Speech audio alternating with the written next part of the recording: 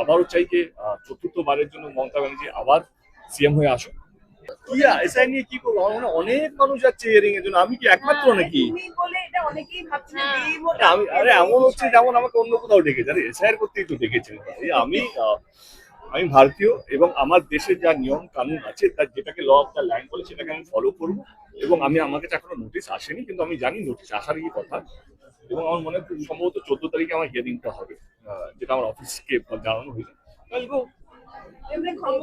এখন না ইলেকশনের সময় সবকিছু সবকিছু পলিটিক্স।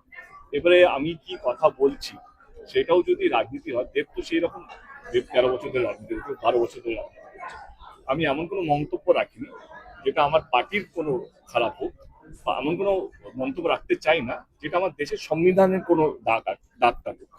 আমি আমার দেশের সংবিধানকে রেসপেক্ট করি। আমি আমার পার্টি, আমি আবারও চাই যে চতুর্থবারের জন্য মমতা ব্যানার্জি আবার সিএম হয়ে আসুক। এইটার মধ্যে কোনো নেই, রাজনীতি নেই, এটা আমি চাই। এগুলো রইল কথা SIR law of the land, যেটা এখন নতুন নিউ নর্মালের মধ্যে হয়েছে, আমি সেটা ফলো করবো এবং নিজেকে প্রমাণ করার জন্য যে আমি citizen of this city of this country, যা যা লাগে সেটা করবো।